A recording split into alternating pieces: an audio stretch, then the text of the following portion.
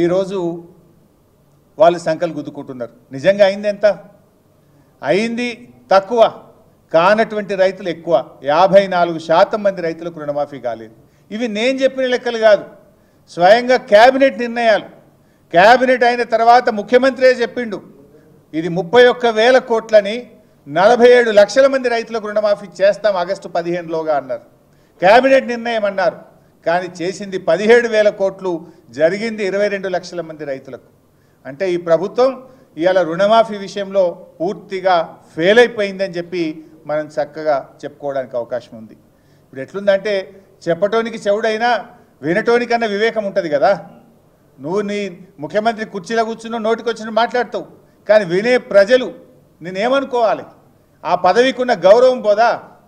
నువ్వు క్యాబినెట్లో చెప్పిందేమో 31,000, 17,000 కోట్లు చేసి రుణమాఫీ చేసిన అంటే ఇది ప్రజలను, రైతులను, ఈ రాష్ట్రాన్ని తప్పుదో పట్టించడం తప్ప ఇంకోటి కాదు.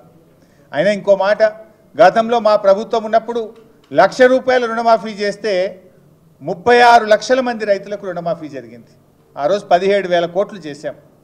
మరి నువ్వు 2 లక్షలకు రుణమాఫీ చేస్తే సంఖ్య పెరుగుతుందా తగ్గుతుందా? నువ్వు 2 లక్షల రుణమాఫీకి చేస్తే ఇప్పుడు నువ్వు ఎంతమందికి అయిందంటున్నావు? 22 లక్షల మందికి అయిందంటున్నావు. మరి 36 నుంచి 22 అంటే 14 లక్షల మంది తగ్గుతారు ఎక్కడన్నా? మేము ఆనాడు ₹1,00,000 రుణమాఫీ చేస్తే 36 లక్షల మంది రైతులకు అయింది.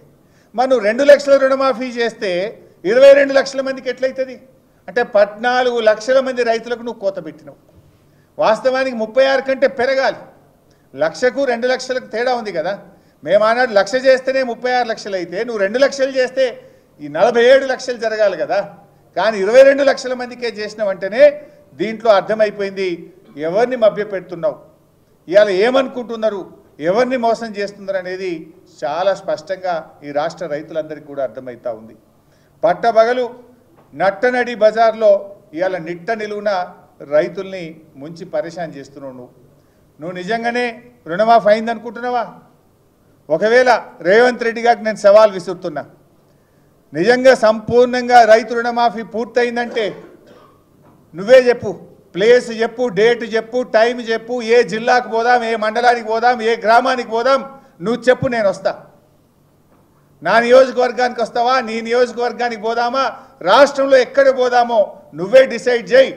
అక్కడనే పోయి ఆ ఊర్లో రైతులను అడుగుదాం, కుల్లం కుల్లా రుణమాఫీ అయిందో కాలేదో తేల్చేద్దాం. ఊకే నువ్వు నోరున్నది కదా, మైక్ ఉన్నది కదా అని నోటికొచ్చినట్టు మాట్లాడితే రుణమాఫీ కాదు. పోదాంపా, ఏ ఊరికి పోదామో, ఏ ఊర్లో నిన్న పోయి అడుగుదాం రుణమాఫీ సంపూర్ణంగా అయిందా కాలేదా. నువ్వు చెప్పిన ప్రకారంగా 15 ఆగస్టుకు ఆ గ్రామంలో రైతులందరికీ రుణమాఫీ అయిందా లేదా, మరి అక్కడనే పోయి అడుగుదాం. నేను ఉదాహరణ చెప్తా. ఇవాళ మా జహీరాబాద్ నియోజకవర్గంలో ఏడాకులపల్లి అని ఒక పిఎస్సిఎస్ ఉంటుంది, కోఆపరేటివ్. ఏడాకులపల్లి పిఎస్సిఎస్లో చూస్తే అక్కడ ఉన్నటువంటి రుణమాఫీకి అర్హులైనటువంటి రైతులు 487.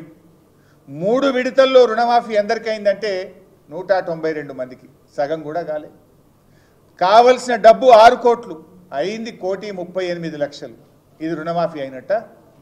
అదేవిధంగా నా నియోజకవర్గంలో తడకపల్లి అనే గ్రామం, సిద్దిపేట మండలం తడకపల్లి గ్రామంలో రుణమాఫీకి అర్హులు 720, అయింది 355. అయింది 355. అదేవిధంగా బోరంపేట, మా వివేక్ గౌడ్ గారి నియోజకవర్గంలో కుత్బుల్లాపూర్ నియోజకవర్గం బోరంపేట పిఎస్సిఎస్లో 632 మంది రైతులు ఉంటే కేవలం 14 మందికి మాత్రమే లోన్ వేవర్ జరిగింది. ఇక రుణమాఫీ అయిపోయిందని నువ్వు మాట్లాడబట్టివి. నా నియోజకవర్గంలోని బక్రీ చెప్పాల్ వెల్కటూరులో రుణమాఫీకి అర్హులైన రైతులు 620, అయింది 320, కానటువంటి వాళ్ళు 400 మంది. ఇవాళ మేము తెలంగాణ భవన్లో ఈ నెల 6వ తేదీ నాడు ఒక కాల్ సెంటర్ పెట్టినాం. రుణమాఫీ కానటువంటి రైతులు తెలంగాణ భవన్కు మీరు వాట్సాప్ మెసేజ్ చేయండి, ఫోన్ చేయండి అంటే మాకు వచ్చిన సంఖ్య 116,441 ఫోన్లు వచ్చినాయి. ఒక్క తెలంగాణ భవన్కు వచ్చిన సంఖ్య 1,16,441. మాకు రుణమాఫీ కాలేదు అని తెలంగాణ భవన్కు రైతులు ఫోన్ చేసినారు. ఇంత స్పష్టంగా రాష్ట్రంలో రైతులు మాకు రుణమాఫీ కాలేదంటే ఈయన గారేమో అయిపోయింది అయిపోయిందని చెప్పి మాట్లాడుతూ ఉన్నాడు.